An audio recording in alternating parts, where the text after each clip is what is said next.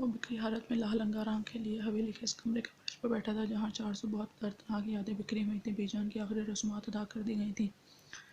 फजर के दिल दोस्त चीखों से पूरी हवेली गूंज उठी थी, जैसे कैसे सुकून पहुंचाती निगाहों ने आज उसके दिल को खून खून किया था। सबने इसे तसल्ली दी थी, मगर इस वक्त वो चाहता था कि अकेला रहे।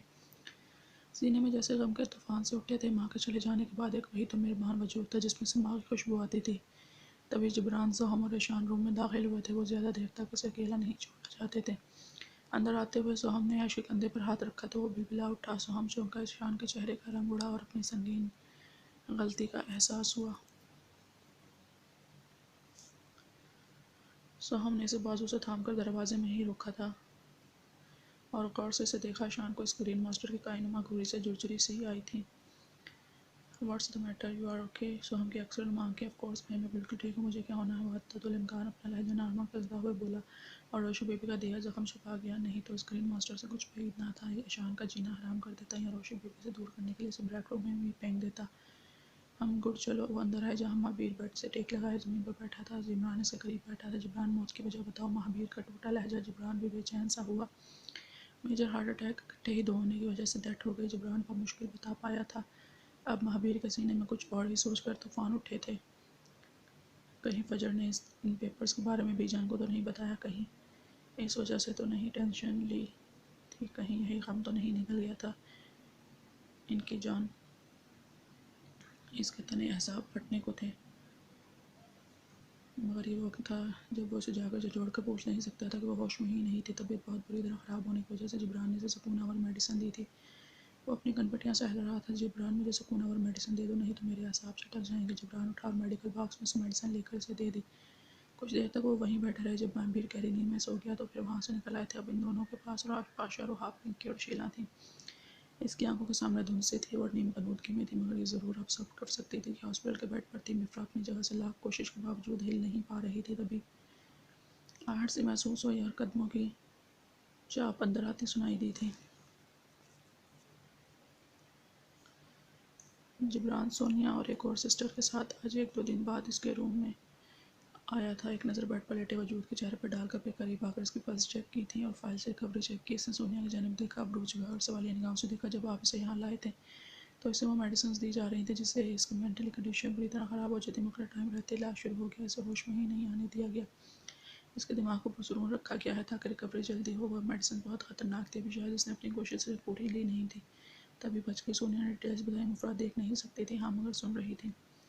गुड, जब तक ये मुकम्मल रिकवर हो जाए तो इसे डॉक्टर जन्नत साहिबा के पास लेकर जाना तुम्हारी जिम्मेदारी है। सोनिया, वो हमारे हॉस्पिटल की बहुत अच्छी साइकोलॉजिस्ट हैं, इसकी काउंसलिंग वहीं करें और मुझे इस काउंसलिंग की मुकम्मल वीडियो लाइव अपने फ़ोन में चाहिए। ये तुम्हारी जिम्मेदारी है। जिब्रान ने एक गहरी निगाह बेड पर डालकर दोबारा निगाह हटाई थी। सोनिया ने गौर से जेके को देखा। क्या ये बातें इसे जेके के मुँह से सुनी थी? और क्यों क्यों आप इसे यहाँ क्यों लाए हैं डॉक्टर जे? शट अप सोनिया, इसने पहले कहे। सोनिया इसे जेके कहती हूँ मुकरा है। Just shut your mouth, complete your work quietly and mind your own business, वो सर्द लहजे में कहता। लंबे लंबे ढक पड़ता वहाँ से जा चुका था। सोनिया ने नम आंखों से पलट कर बेड पर लेटे इस नाजुक गुलाबी से वजूद को देखा जो अपनी आंखें खोलने की नाकाम सी कोशिश कर रही थी। सोहम अपने अपार्टमेंट में आया था। सीने में वहशतों के उबाल उठ रहे थे, एहसास चटक रहे थे, कहीं भी सुकून नहीं था। वो अपने रूम में आया, कपड़े लेकर वॉशरूम गया और काफ़ी देर शावर के नीचे खड़े होकर दिमाग को पुरसुकून करने की कोशिश करने लगा था।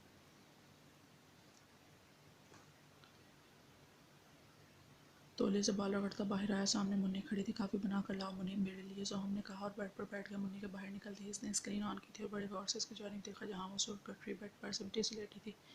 सोहम की निगाह बेख्तियार वॉल क्लॉक की जानिब उठी। असर का वक्त था और ये सोहम ने पहलू बदला, मगर नजर स्क्रीन पर ही ठहरी थी जहाँ वो जाली का सूट दुपट्टा सर से पैर तक ताने दाएं करवट सिमटी हुई सी लेटी हुई थी। सोहम ने अपनी चटखटी पट्टियाँ सहलाईं जिसमें जो एक सहरा था वो कभी जलता था कभी बुझता था। अब ये थी कि इससे जबड़े पीछे उठ क्यों नहीं रही, कहीं कुछ हुआ। उफ, तभी मुन्नी काफ़ी गमग लिए रूम में दाखिल हुई थी और मिस्टर ग्रीन मास्टर माहिर सोहम खान को तनी रगड़ लिए एलईडी की स्क्रीन को घूरते पाया था। मुन्नी ने मग इसके आगे किया। स्क्रीन ऑफ नहीं की।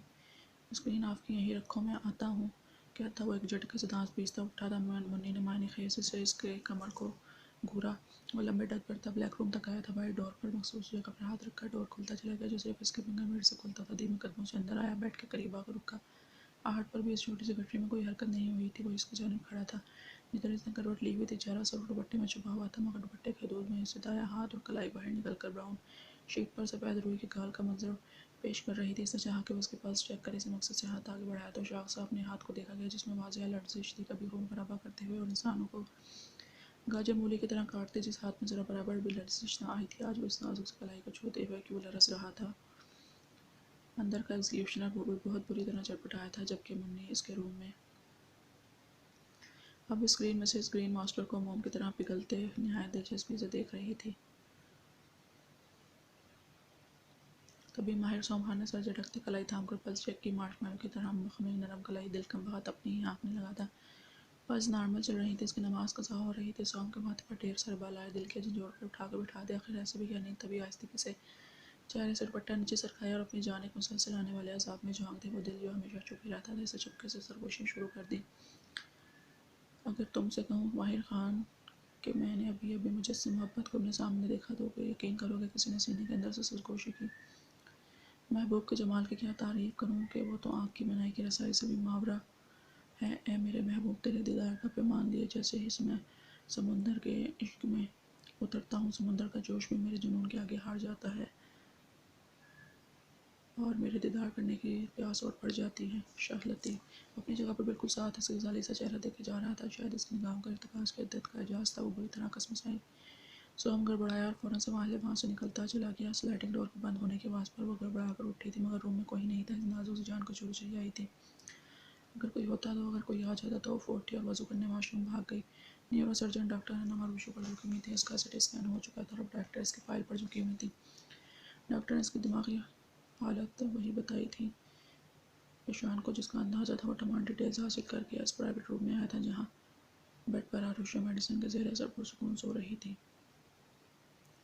इसके पास एलिज़ाबेथ चेयर पर बैठी थी। वो जब रूम में आया तो एलिज़ाबेथ बुरी तरह खांस रही थी और इस बुरी तरह खांस रही थी कि वो हैरान रह गया था। अब तो खांसी से इसकी सांस भी अटक रही थी। है यार यू ओके? वो आ गया। तभी वो वॉशरूम भाग गई। ईशान भी परेशान से उसके पीछे आया और ये देखकर ईशान के पैरों के नीचे से ज़मीन खिसक गई। एलिज़ा ने खून की वॉमिटिंग की थी। बड़ी मुश्किल से वो संभली थी। ईशान ने इसकी बैग रब की। उसकी सांस बहाल हुई तो ईशान ने रूम में लाया और संजीदगी से देखा। चले मैं आपका चेकअप करवाता हूँ। यकीनन कोई गंभीर मसला है। आपको इसकी ज़रूरत कोई नहीं है। डॉक्टर मुझे पता है मुझे क्या हुआ है। इसने निगाहें चुरा कर कहा था।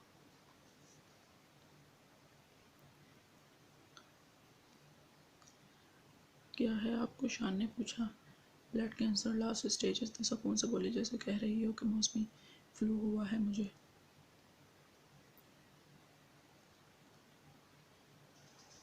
ईशान ने हैरत से इसे देखा था।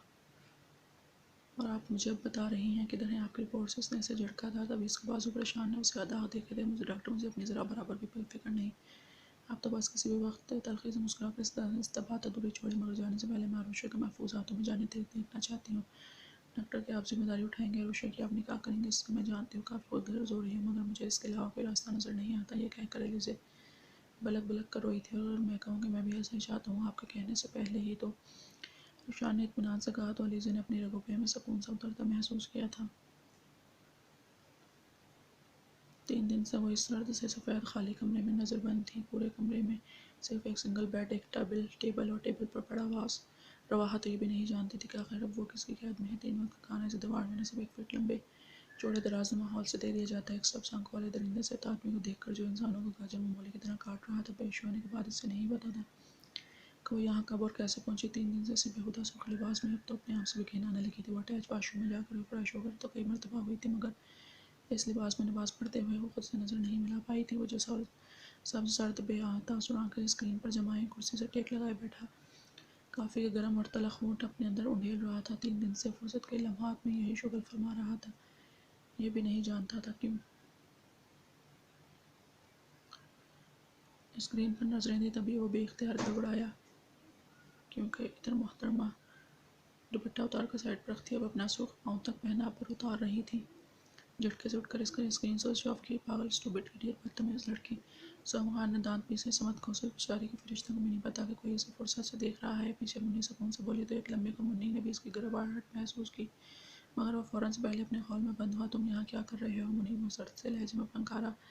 मैं अभी चेक करने आई थी कि ये मार्शमैलो जैसी लड़की ऐसा क्या मशकूक कर रही है जो इस पर नज़र रखनी पड़ रही है सोहम खान को, वो भी ब्लैक रूम में। मुन्नी ने आगे बढ़कर स्क्रीन ऑन की, जिसे देखकर सोहम टटक गया और फ़ौरन से पहले मुंह पर रुमाल बांधे ब्लैक रूम की तरफ बढ़ा था।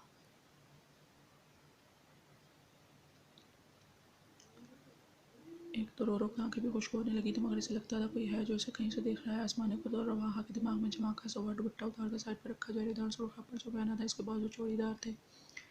मजबूरन वो भी उतारना पड़ा, मगर लंबे स्याह बाल कमर से नीचे तक और दोनों तरफ से आगे झूल रहे थे। वो दुपट्टा अपने गिर्द लपेटा, टेबल के पास आकर वाज ज़मीन पर दे मारा। इसने एक नकोला टुकड़ा हाथ में लिया और वाज का वहीं ज़मीन पर घुटनों के बल बैठकर उन्होंने नीला टुकड़ा अपनी कलाई पर रखा। वो आराम मौत नहीं मरना चाहती थी, मगर आंखें जोर से बंद कर कर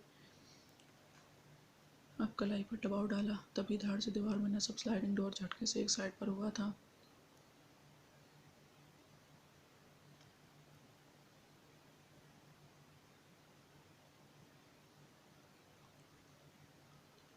रूह का दिल उछलकर हलक में आया। बिजली किसी तेजी से आने वाले इतने तूफान बने इसके पेट के गिर्द बाजू लपेट कर इसे झटके से दीवार से पिन किया। इसके दाएं बाएं दीवार पर हाथ रखे। व्हाट्स द हेल, व्हाट पास यू ट्राइंग टू डू? इस रुमाल बंधे सब्ज आंखों वाले दरिंदे को अपनी इतने करीब देखकर रवाहा का चेहरा खौफ के मारे सफेद पड़ गया था। अपना शर सोचकर जुबान तालू से चिपक गई। इसने बहुत जोर से आंखें बंद कर ली। वो इस सहरज़दा लम्हों में चकड़ा पत्थर का बन चुका था। बस आंखें थीं जो मासूम चेहरे का तवाफ कर रही थीं।